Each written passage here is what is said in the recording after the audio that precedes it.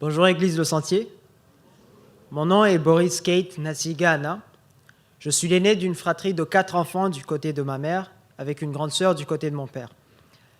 Depuis mon plus jeune âge, j'ai toujours essayé d'obéir à tout ce que me disaient mes parents, même quand cela ne me plaisait pas, principalement pour 2 raisons. D'une part, je ne voulais pas avoir un comportement négatif qui influencerait à leur tour mes frères et sœurs. Et d'autre part, c'était pour ne pas fâcher mes parents. Cela me faisait mal de les voir tristes à cause de mes bêtises. Spirituellement, je pensais être un bon chrétien. J'allais à l'église tous les dimanches, j'avais été baptisé, fait ma première communion et servi comme servant de messe. Cependant, je n'avais pas de véritable relation avec Jésus-Christ.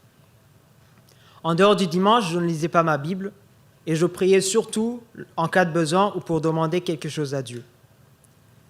Ma foi était davantage guidée par la crainte de la punition que par une relation personnelle avec Dieu. À partir de l'été 2018, sur l'insistance de mon père, j'ai commencé à écouter une émission chrétienne sur mon téléphone, d'abord par simple obéissance. Peu à peu, ces enseignements ont commencé à transformer ma vie.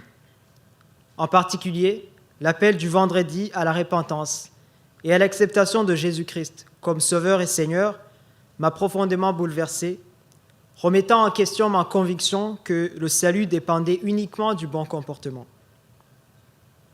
En 2021, après plusieurs luttes intérieures, j'ai finalement cédé et j'ai prié pour accepter Jésus-Christ comme mon Sauveur et mon Dieu, alors que j'écoutais un autre épisode de cette émission chrétienne sur mon téléphone.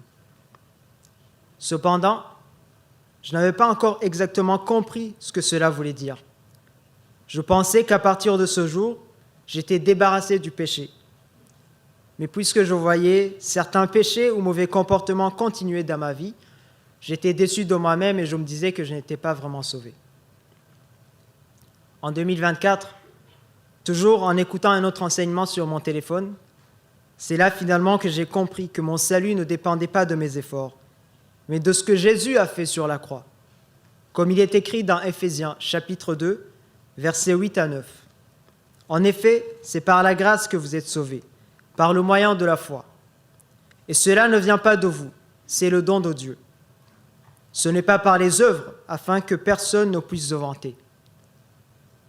Depuis ce jour, je ne ressens plus la culpabilité liée à l'ignorance et au manque de foi.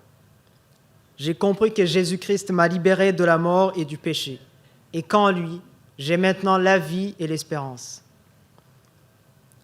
Prier chaque matin fait désormais partie de ma vie. Autrefois, je trouvais ma joie dans des choses passagères comme le sport, en particulier le soccer. Aujourd'hui, c'est la parole de Dieu qui remplit mon cœur de joie. Jésus m'aide à garder la paix, même dans les difficultés, alors qu'avant, je me demandais toujours « Pourquoi moi ?» Il m'a aussi libéré de la peur de la mort, car avec lui, je sais où je vais. Je désire me faire baptiser pour me conformer à la parole de Dieu. Depuis que j'ai compris que Jésus ordonne à ceux qui croient en lui de se faire baptiser, j'ai décidé également de faire ce pas de foi. Merci beaucoup.